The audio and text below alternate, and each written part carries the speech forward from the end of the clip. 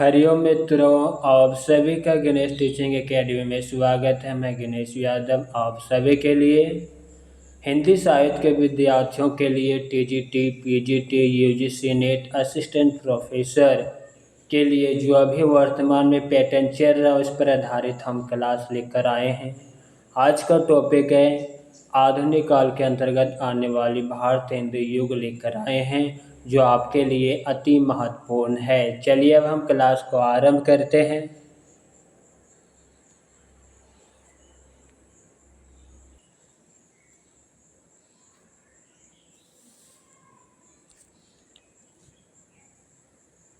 हिंदी साहित्य में आधुनिक काल का नाम सर्वप्रथम आचार्य रामचंद्र शुक्ल द्वारा दिया गया था। रेनेसां नवजागरण या पुनः जागरण शब्द का प्रयोग सर्वप्रथम प्रसिद्ध फ्रांसीसी इतिहासकार मिशेट ने 19वीं सदी के पूर्वार्ध में किया था। आचार्य शुक्ल ने आधुनिक काल को गद्य कहा। मिश्र बंधुओं ने आधुनिक काल को वर्तमान काल कहा। गणपति चंद्र गुप्त ने आधुनिक काल को आधुनिक काल नाम दिया। डॉक्टर पृथ्वीनाथ कमल कुलश्रेष्ठ ने आधुनिक काल को साहित्य काल कहा।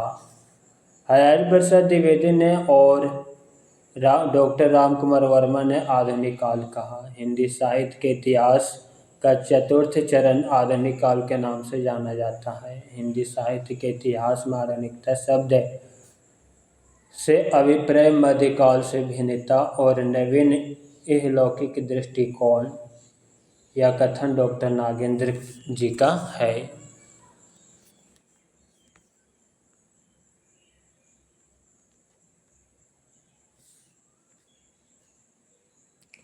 आचार्य रामचंद्र शुक्ल ने हिंदी साहित्य के इतिहास को चतुर्थ कालखंडों को गद्य काल की प्रमुखता के कारण गद्य काल नाम दिया। शुक्ल जी ने आधुनिक काल के समय सीमा संवत 1900 से 1980 विक्रम संवत और 1843 से 1927 ईस्वी स्वीकार की है। आधुनिक काल को हिंदी साहित्य के इतिहास का दूसरा स्वर्ण काल का माना गया है। इसका प्रमुख कारण है जन चेतना एवं जागरूकता पर जितना सशक्त स्वर आधुनिक युग के साहित्य में प्रमुखरित हुआ है उतना पहले कभी नहीं हुआ था। आधुनिक काल को आचार्य शुक्ल ने गद्य खंड और काव्य खंड दो भागों में विभक्त किया। हिंदी साहित्य की आधुनिकता के प्रवर्तक भारत हिंदू को माना जाता है। आधुनिक काल में हिंदी गद्य एवं पद्य की भाषा में परिमार्जनात्मकता महावीर प्रसाद द्विवेदी थे। भारत का प्रथम स्वतंत्रता संग्राम 1857 ईस्वी को हुआ था जिसके कारण विचारधारा प्राप्त हुई। डॉक्टर नागेंद्र ने 1857 से ही आधुनिक काल का प्रारंभ मानते हैं।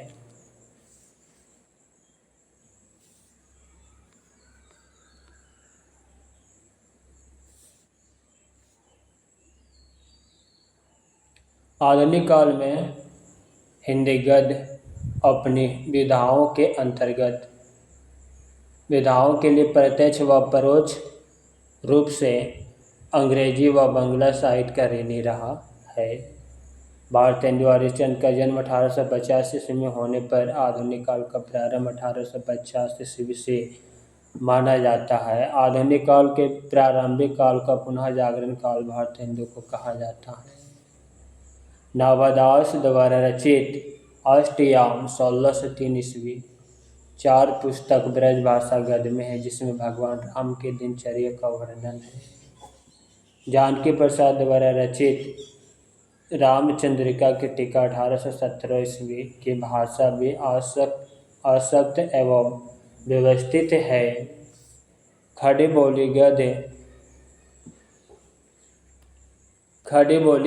गद्य महत्वपूर्ण पुस्तक गंग कवि द्वारा रचित चंद छंद वर्णन की महिमा। इनकी रचना सम्राट अकबर के समय में हुई थी। 1741 ईस्वी में राम प्रसाद निरंजनी ने भाषा योग वशिष्ठ नाम का गद्य ग्रंथ साफ सुथरी खड़ी बोली में लिखी।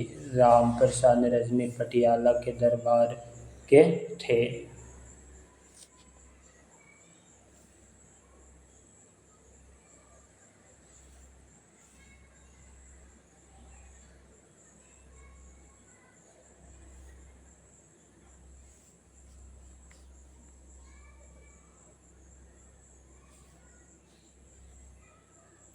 भाषा युग वशिष्ठ में प्रयुक्त गद्य आचार्य शुक्ल के अनुसार सर्वाधिक परिमार्जित है।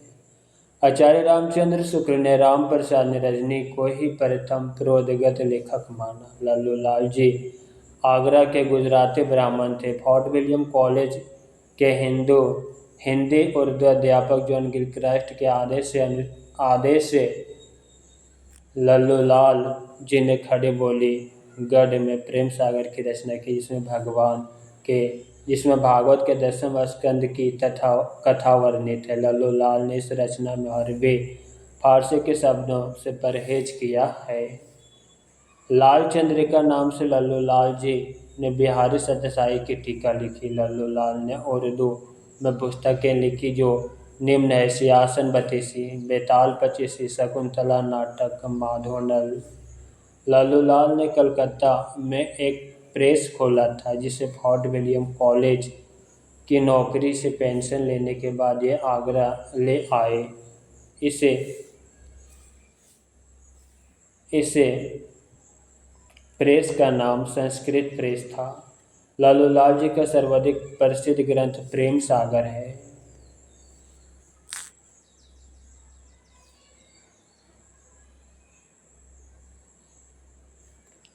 भारतेंद्र युग, जिसे पुनः जागरण काल भी कहते हैं। भारतेंद्र युग 1857 से 1900 ईस्वी। कुछ आलोचकों ने नव जागरण और पुनः जागरण में शाब्दिक भेद करते हुए भक्ति काल को नव जागरण तथा 19वीं सदी से आरंभ होने वाले जागरण को पुनः जागरण कहा जाता है।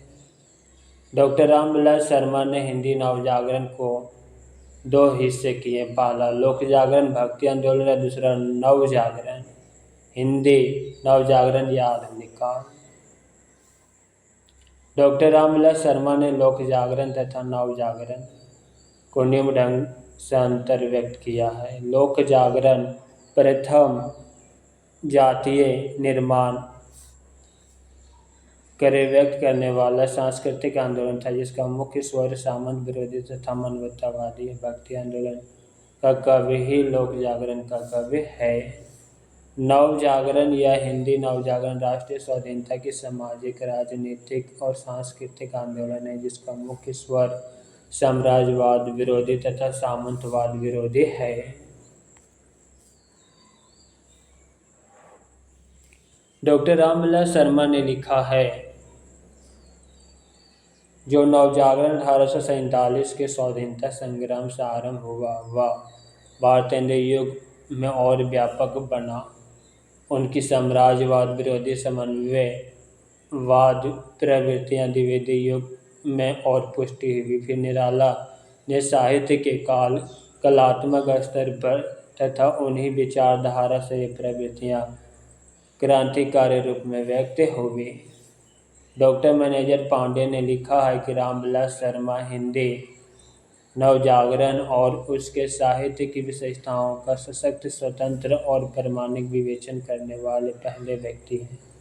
हिंदी में आधुनिकता और पुनः जागरण के प्रवर्तक और पितामह भारतेंदु हरिश्चंद्र को माना जाता है। विभिन्न विद्वानों ने भारतेंदु युग का काल निर्धारण निम्न ढंग से किया है। मिश्र बंधुओं ने भारतेंदु युग का समय सीमा 1869 से 1888 ईस्वी माना, जिसे वर्तमान काल कहा। रामचंद्र शुक्ल ने 1868 से 1893 ईस्वी। नई धारा प्रथम उत्थान। रामकुमार वर्मा 1870 से 1900 ईस्वी आधुनिक काल। केसरी नारायण शुक्ल 1865 से 1900 ईस्वी। रामविलास शर्मा 1857 से 1900 ईस्वी, जिसे नवजागरण काल कहा। सन 1843 से 1867 ईस्वी तक की वृत्तित्व भारतेंदु युग की पृष्ठभूमि के रूप में जाना जाता है।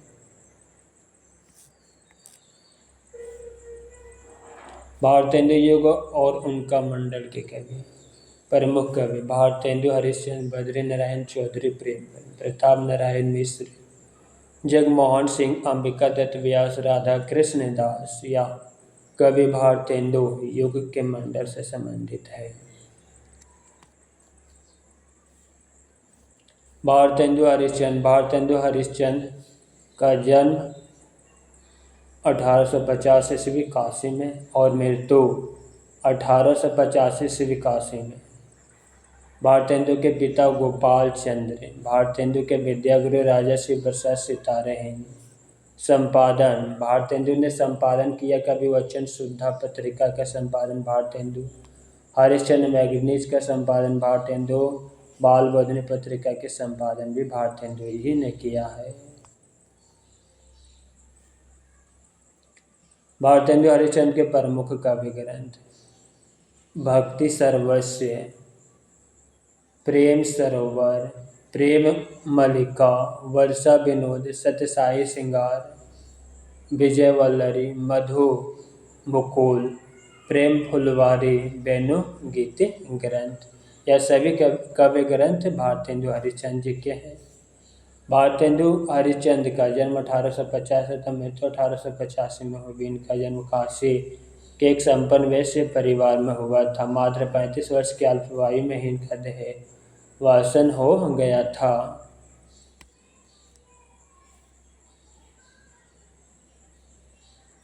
भारतेंदु के पिता का नाम गोपाल चंद्र गिरधर दास था, जो इतिहास प्रसिद्ध सेठ अमीरचंद की वंश परंपरा में उत्पन्न हुए माने जाते हैं। भारतेंदु का मूल नाम हरिश्चंद्र था। इनका मुख्य व्यवसाय पत्रकारिता था। भारतेंदु हिंदी गद्य साहित्य के जन्मदाता माने जाते हैं। भारतेंदु ने 11 वर्ष की अल्पायु में ही कविताएं लिखनी प्रारंभ कर दी थी।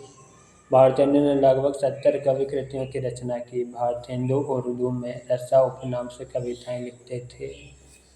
भारतेंदु वल्लभाचार्य द्वारा परिवर्तित पुष्टि मार्ग में दीक्षा ग्रहण की थी। हिंदी साहित्य के संदर्भ में भारतेंदु नवजागरण के अग्रदूत माने जाते हैं। डॉक्टर नागेंद्र के अनुसार उस समय के पत्रकारों एवं साहित्यकारों ने सन 1880 में हरिश्चंद्र को भारतेंदु की उपाधि से सम्मानित किया था। भारतेंदु की उपाधि 1880 ईस्वी में रामेश्वर दत्त व्यास ने दी थी।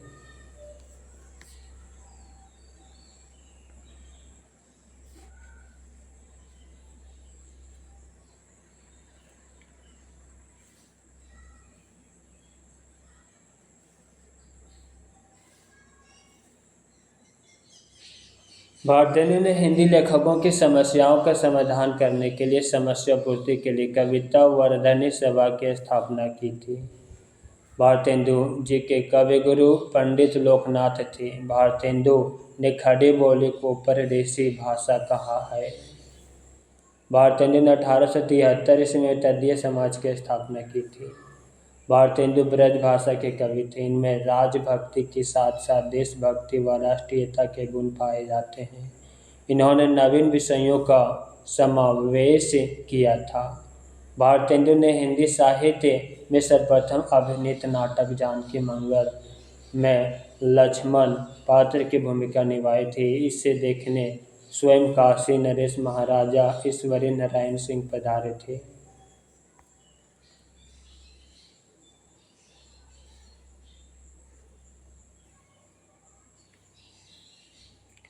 भारतेंदु काल की काव्यात्मक रचनाएं 70 मानी जाती हैं। इनमें से प्रमुख हैं पहला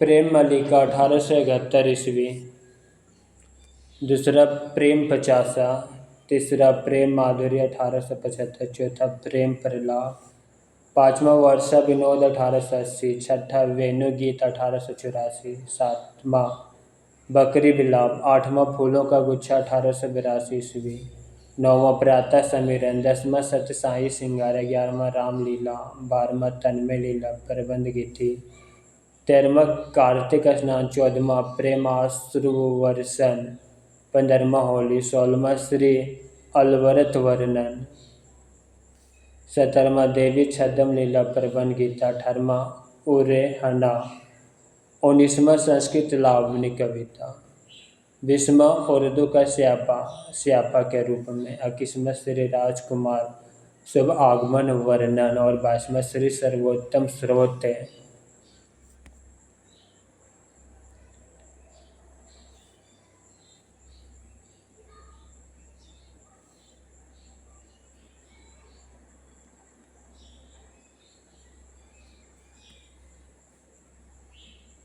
ताइसवां मान सोपायन, 22वां श्री सर्वोत्तम स्रोत,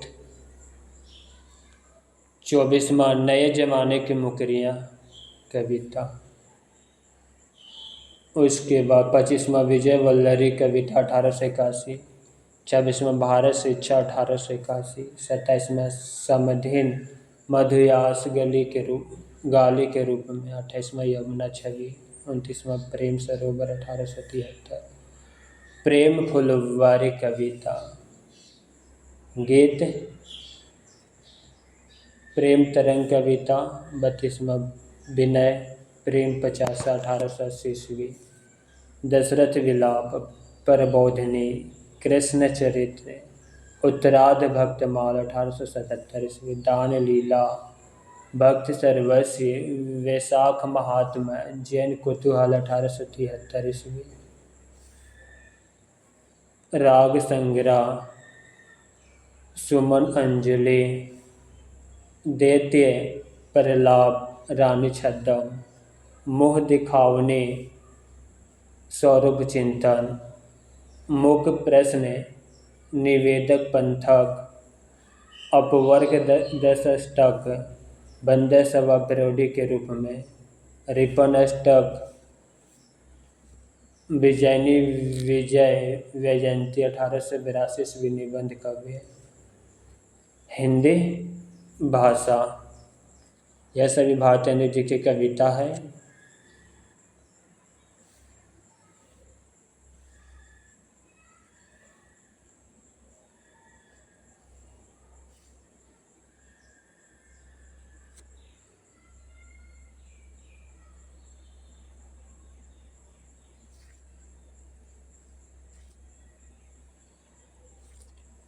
भारतेंदु के प्रमुख उपन्यास हमीरहट, सुलोचना,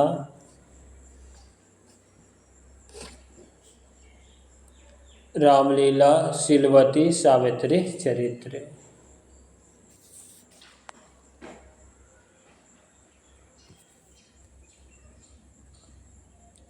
भारतेंदु के इतिहास ग्रंथ कश्मीर सुषमा, बादशाह, भारतेंदु के निबंध, कुछ आप बीते कुछ जग बीते, सब जाति गोपाल की मित्रता, सूर्योदय, जयदेव, बंग भाषा की कविता, भारतेंदु के मौलिक नाटक वैदेहिक हिंसा, हिंसा न भावती, श्री चंद्रावती नाटिका, विशेष विश्व मौस्य धाम, भारत दुर्दशा, नील देवी, अंधेर नगरी, प्रेम जोगिनी, सती प्रताप जो कि अधूरा है, भारतेंदु के अनुदित नाटक विद्या सुंदर, पाखंड विडम्बना, धनंजय विजय, कपूर मंजरी, मुद्रा राक्षस, सत्य हरिश्चंद्र, भारत जननी, दुर्लभ बंधु, रत्नावली।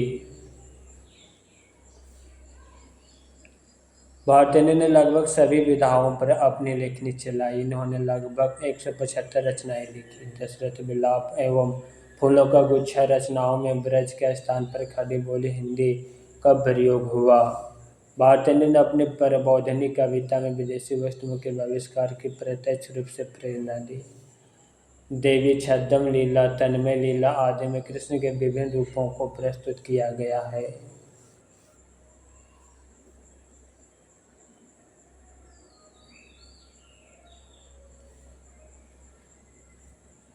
भारतेंदु की सभी कविताएं भारतेंदु ग्रंथावली के प्रथम भाग में संकलित है। भक्ति सर्वस्य कृतिक वैशाख महत्व एवं उत्तरार्ध भक्तमाल आदि ग्रंथ इनके विशुद्ध भक्ति भाव से ओतप्रोत ग्रंथ माने जाते हैं।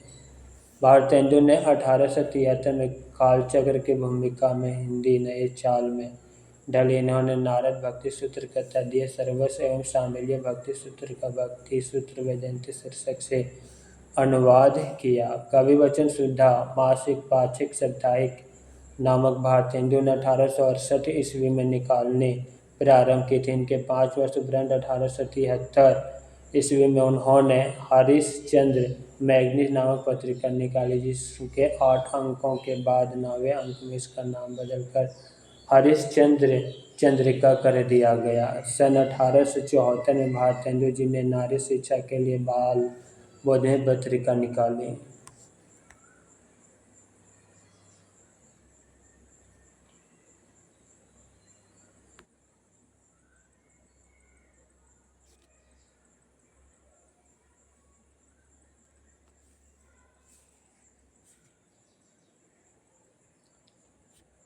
भारतेंदु ने कुल 3 पत्रिकाओं का संपादन किया। ये 3 पत्रिकाएं काशी बनारस से प्रकाशित होती थी। भारतेंदु द्वारा लिखित नाटक शीर्षक निबंध को हिंदी आलोचना की आधारशिला कहा गया है। भारतेंदु अपनी अति उदारता के कारण ही अपने पूर्वजों की संपत्ति लुटाकर दरिद्र हो गए थे। जीवन के अंतिम दिनों तक वे साहित्यकार, कवियों व दीन दुखियों की सहायता करते रहे। भारतेंदु ने प्रातः समीरण कविता में बंगाल के पायल छंद का प्रयोग किया। मिस्र में भारतीय सेना की विजय प्राप्ति पर भारतेंदु ने विजयिनी विजय वैजयंती कविता लिखी।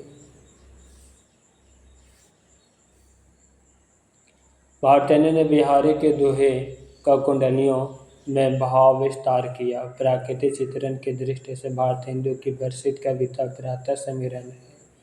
भारतेंदु के पिता गोपाल चंद्र गिरधरदास के नाम से कविता लिखते थे।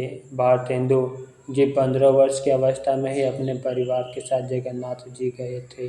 उसी यात्रा में उनका परिचय बंगाल साहित्य की नवीन प्रवृत्तियों से हुआ। पैरोडी, स्यापा और गाली के रूप में भारतेंदु ने कविताएं लिखी। अंग्रेजी कवि कृतियों के भाषा तरण का शुभारंभ भारतेंदु युग में हुआ। भारतेंदु ने खुसरो जैसी पहेलियां और मुकरियां लिखी।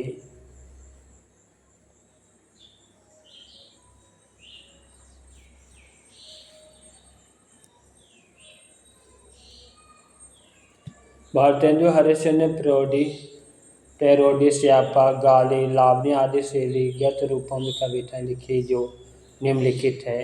बंदर सभा कविता पैरोडी शैली में, उर्दू का स्यापा कविता स्यापा शैली या छंद में, समधिन मधुमास कविता गाली छंद में, नए जमाने की मुकरियाँ कविता मुकरी छंद में, प्रातः समय से कविता पायर छंद में, वर्षा विनोद कविता लावणी छंद में। भारतेंदु हरिश्चंद्र ने फूलों का गुच्छा कविता खड़ी बोली में लिखी है।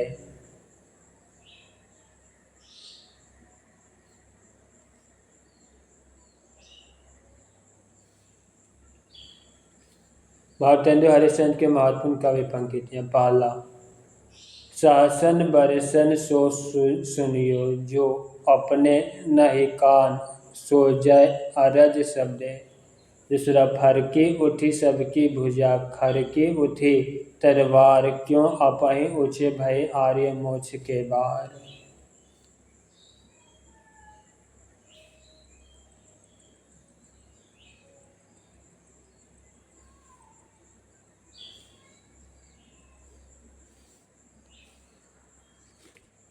चौथा पंक्ति, निज भाषा उन्नति यह सब उन्नति के मूल, बिन निज भाषा ज्ञान के मिटे नाही के सूल। पांचवा पंक्ति, कहाँ करुणा निधि के सब सोए, जगत नाही अनेक जतन करे, भारतवासी रोए। छठा पंक्ति, मेरे तो साधना एक ही है, जग नंदन लता विश्व भानु दुलारी। सातवां पंक्ति, पी प्यारे तिहारे निहारे, बिना अखियाँ दुखिया नहीं मानती है। आठवां, शिशुताई अजो ना गई तन ते, ताऊ जोबन ज्योति बहेरो लागी। नौवां पंक्ति, आजू लो ना मिले तो कहा हम तो तुम्हारे सब भांति कहावे। 10वां पंक्ति, मुँह जब लागे तब नहीं छूटे, जाति मान धन सब कुछ लूटे। पागल करी मोही करे खराब, क्यों सखी सजन नहीं शराब। 11वां पंक्ति, है और दुहाय हाय, कहाँ सिधारी हाय हाय, सभा में दोस्तों बंदर की आमाद है। 13वां पंक्ति, भीतर भीतर सब रस चूसे, हंस हंस के तन मन धन मूसे, जाहिर वतन के अति तेज, क्यों सखी सजन नहीं अंग्रेज। 14वां पंक्ति, रसा महते फसाहत दोस्त, क्या दुश्मन भी हैं सारे जमाने में, तेरे तर्ज सुखन की यादगारी है। 15वां पंक्ति, श्री राधा माधव युगम चरण रस का अपने को मस्त बना, पी प्याला भर भर कर कुछ इसमें का भी कुछ देखा मजा। 16वां पंक्ति, रहूं सब मिल के आहूं भारत भाई, हा हा बहादुर दशा न देखी जाए। 17वां पंक्ति, रहे क्यों एक मयान असी दोई, जिन नैनन में हरि रस छायो, ते ही क्यों भावे कोई। 18वां पंक्ति, सखा प्यारे कृष्ण के गुलाम, राधा रानी की।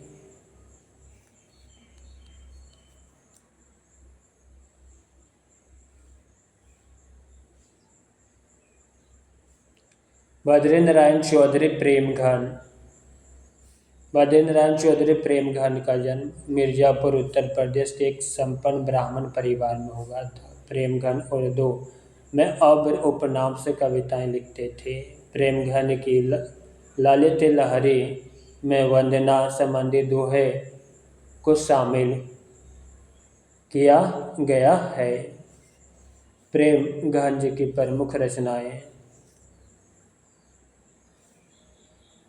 पहला जिरवा जनपद, दूसरा आनंद अरुण उदय, तीसरा हार्दिक हर्ष आदर्श, चौथा मयंक महिमा प्राकृति वर्णन, पांचवा अलौकिक लीला, छठा वर्षा बिंदु, सातवां लालित लहरी, आठवां ब्रजचंद पंचक, नौवां युगल स्रोत, 10वां पितर प्रताप, 11वां होली की नकल, 12वां मन की मौज, 13वां प्रेस पीयूष वर्षा, 14वां मंगल हास्य, 15वां हास्य बिंदु, 16वां भारत बधाई।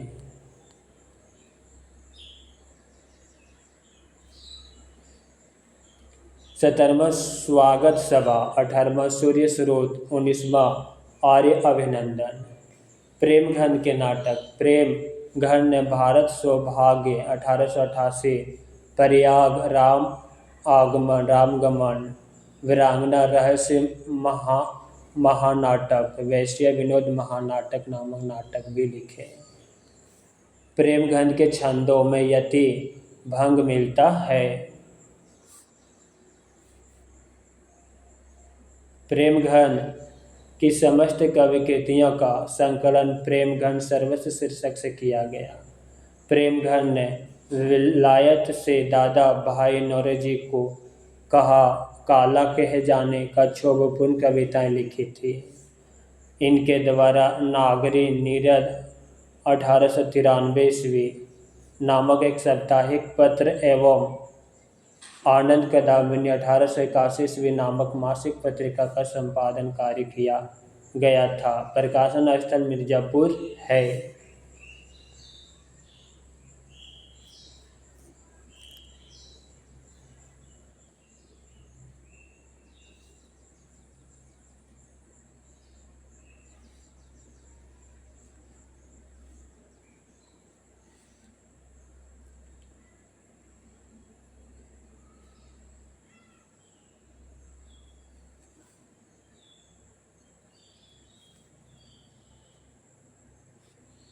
प्रेम घन की कविता में अति भंग प्राय मिलता है। इन्होंने मयंक महिमा की रचना खड़ी बोली में की।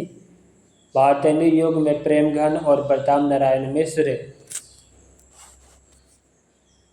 ने गजलियाँ लिखी है। प्रेमघन की समस्त काव्य रचनाओं में संकलन प्रेमघन सरवर्ष संग्रह के प्रथम भाग में किया गया। आचार्य शुक्ल के अनुसार हिंदी में समालोचना का सूत्रपात एक प्रकार से बालकृष्ण भट्ट एवं बंदी नारायण चौधरी प्रेमघन के द्वारा ही किया गया था। मुद्रालय की स्थापना के बाद आधुनिक काल में हिंदी गद्य की विधाओं में सबसे पहले निबंध जनता के सामने आया। प्रेमघन के प्रमुख कवि पंक्तियाँ। पहला, निर्धन दिन दिन होते हैं, भारत भू सब भांति, ताहि बचाई न कोउ सकत, निज भुज बुद्धि बल भांति। दूसरा पंक्ति, अचरज होत तुमहु सम गोरे, बाजत कारे, तासो करे करहि सब शब्दहु पर है वारे।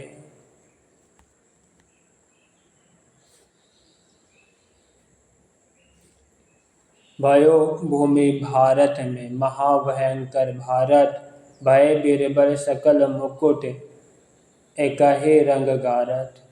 चौथा, आज लो रही अनेक भांति, धीर धरी है पेना भाव, नहीं बैठनी सु मौन मरी के। पांचवा पंक्ति, बज्ञान बसंत बसेरा कियो, बसिए तहि त्यागी तपइये ना, दिन काम कुतूहल के जो बने, तीन बिच वियोग बुलइये ना। घन प्रेम बढ़ाए के प्रेम यहो, बिथा बरी विथा बरसइये ना, चित चेत की चाननी चाह भरी, चर्चा चलिबे की चलइये ना। धन्य भूति भारत सब रत्नानी, की उपह जवानी।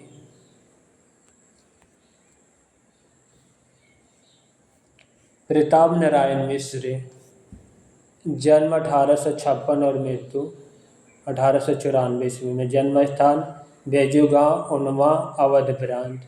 इनकी साहित्यिक यात्रा का श्री गणेश लावनी लेखनी कानपुर उन दिनों लावनीबाजों का केंद्र हुआ करता था से हुआ। इन्होंने कानपुर में नाटक सभा नामक एक संगठन का निर्माण किया।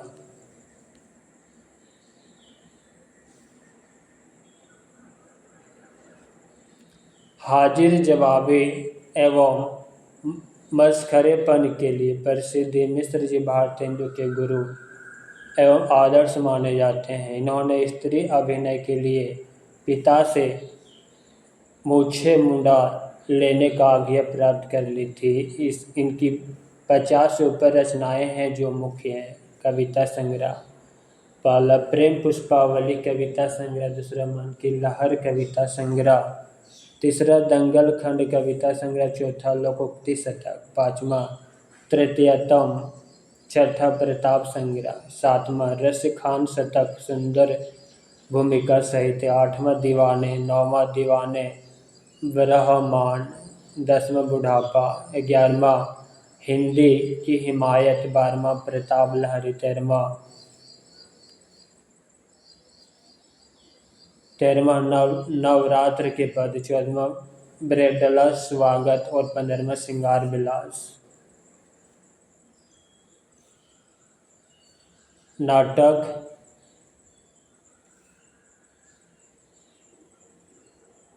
कली कौतुक, दूसरा भारत दुर्दशा, तीसरा कली प्रभाव, चौथा हमीर हटी हमीर, पांचवा गो संकट, छठा जुआरी सुवारी प्रहसन, सातवां संगीत शकुंतला। निबंध नारायण निबंधावली मृत्युपरांत प्रकाशित, दूसरा प्रताप नारायण मिश्र ग्रंथावली नागरिक प्रशासनिक सभा काशी।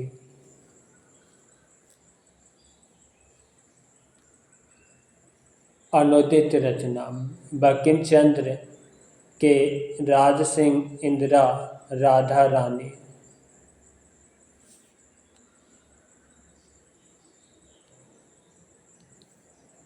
युगला गुरिये उपन्यास का अनुवाद। दूसरा, चरित अष्टक, पंचामृत एवं नीति रत्ना माला बंगाल से अनुदित। तीसरा, अभिज्ञान शकुंतलम का संगीतमय अनुवाद। संपादन ब्राह्मण पत्रिका 15 मार्च 1883 से 1894 ईस्वी तक। हिंदुस्तान कलाकार से प्रकाशित।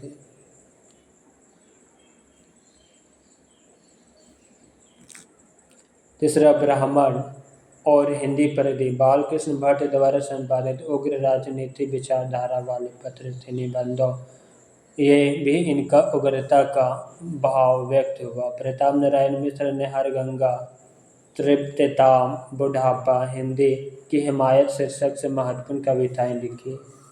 रामचंद्र शुक्ल ने बालकृष्ण भट्ट और प्रताप नारायण मिश्र हिंदी का स्टील और एडिशन कहा जाता है। प्रताप नारायण मिश्र की प्रतिनिधि कविताओं में प्रताप लहरी शीर्षक से संकलित किया गया है।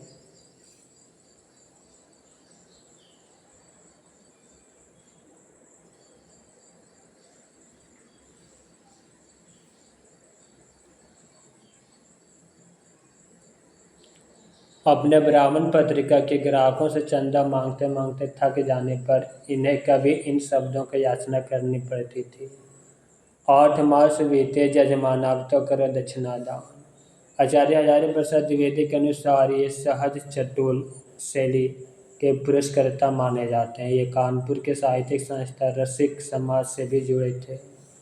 इन्होंने लावनी व आल्हा जैसी लोक प्रचलित शैलियों का भी काव्य में प्रयोग किया था। आधुनिक हिंदी के निर्माताओं में बृहत्त्रय भारतेंदु, बालकृष्ण भट्ट, प्रताप नारायण श्रीवास्तव में एक मिश्र जी के दांत, बुढ़ापा, भौ, बात इत्यादि विषयों पर लिखित निबंध अद्भुत एवं कलात्मक निबंध है।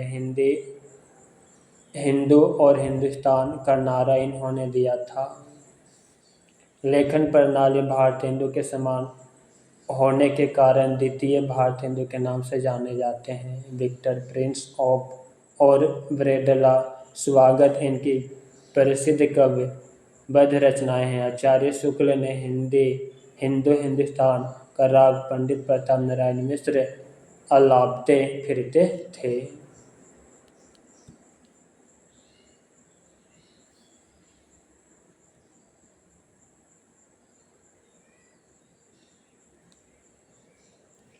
प्रताप नारायण मिश्र की प्रमुख पंक्तियाँ। पहला, चाहूँ सचाहूँ निज कल्याण, तो सब मिली भारत संतान। जब निरंतर एक जबान, हिंदू हिंदुस्तान। दूसरा पंक्ति, तबहि लखियो जहाँ रहियो, एक दिन कंचन बरसत, तहाँ चौथाई जन रूठी, रेठियों को तरसत। तीसरा, पढ़े कमाए किन्हों कहा, हरे देश कलेश, जैसे कांता घर रहे तैसे रहे विदेश।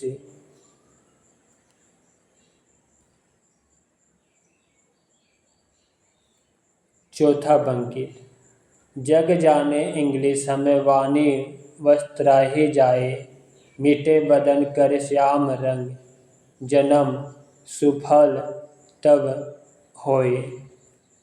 नैन तेल लकड़ी घसहूँ पर टिकस लागे, जहाँ चना चिरोजी मोल मिले, जहाँ दिन प्रजा कहाँ।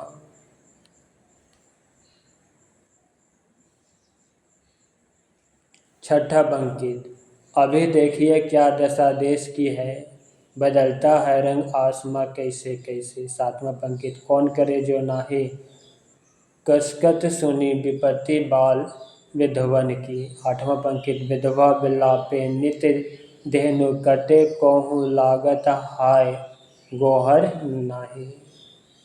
मित्रों, आज की क्लास यहीं पे समाप्त करते हैं। क्लास कैसा लगा कमेंट बॉक्स में अवश्य लिखिएगा। साथ ही अपने मित्रों को शेयर करना मत भूलिएगा, क्योंकि आज जो सीरीज चल रहा है आपके न्यू पैटर्न पर आधारित है। हरि ओम।